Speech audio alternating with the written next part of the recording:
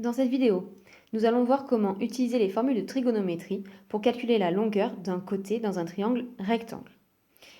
Je vous ai rappelé sur le côté les trois formules de trigonométrie.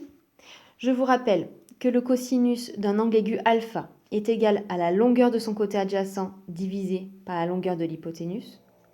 Le sinus de alpha est égal à la longueur de son côté opposé divisé par la longueur de l'hypoténuse du triangle.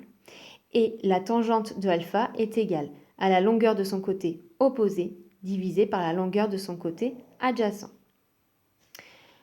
Pour savoir quelle formule on va utiliser dans les exercices, il faudra d'abord identifier quelle longueur joue le rôle de l'hypoténuse du triangle et quelle longueur joue le rôle du côté adjacent et du côté opposé de l'angle qu'on va utiliser.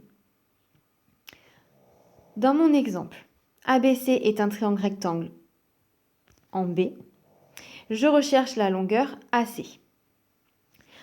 Le côté AC, puisqu'il est en face de l'angle droit, c'est l'hypoténuse du triangle rectangle, par rapport à mon angle CAB qui mesure 30 degrés.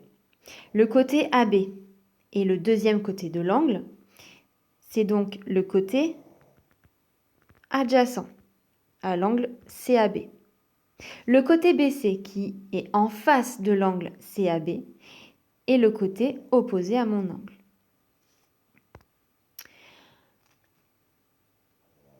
Sur mon exemple, je ne connais pas la longueur de mon côté adjacent et je ne la recherche pas, donc je ne vais pas l'utiliser. Par contre, je vais utiliser la longueur BC que je connais puisque c'est 3 et je vais utiliser la longueur AC de l'hypoténuse puisque c'est celle que je recherche. Je vais donc utiliser la formule qui utilise la longueur d'un côté opposé et la longueur d'un hypoténuse. Je vais donc utiliser le sinus de mon angle CAB. On peut maintenant passer à la rédaction. On n'oublie pas de préciser dès le départ qu'on travaille dans un triangle rectangle. Donc, dans le triangle ABC, rectangle, en B, on a dit qu'on allait utiliser la formule du sinus de l'angle CAB. Donc, sinus de mon angle, c'est égal à la longueur du côté opposé à cet angle divisé par la longueur de l'hypoténuse du triangle.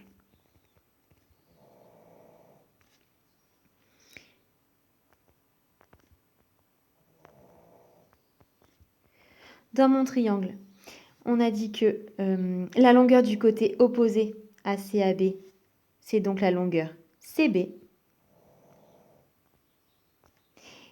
divisé par la longueur de l'hypoténuse, donc divisé par la longueur AC.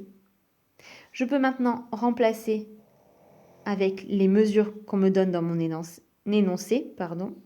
Donc, sinus de 30 degrés, c'est égal CB, donc 3, divisé par AC, que je recherche.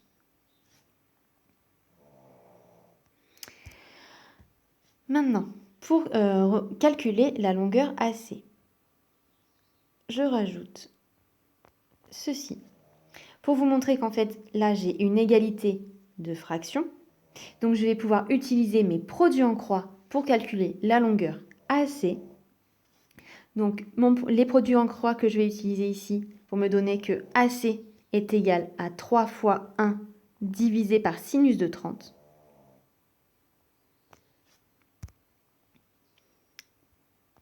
Donc, on a dit AC est égal à 3 fois 1, donc on écrit 3 directement, divisé par sinus de 30 degrés.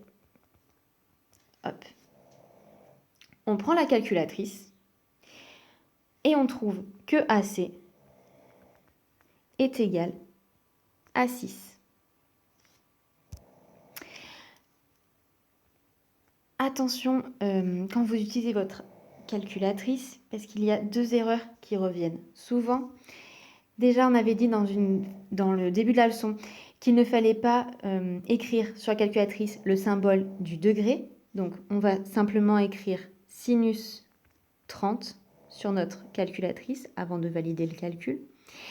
Et la deuxième erreur qui revient très souvent, c'est que certains élèves oublient de taper sur la touche sinus de la calculatrice. Et du coup, ils calculent 3 divisé par 30. Ce n'est pas du tout ça, hein.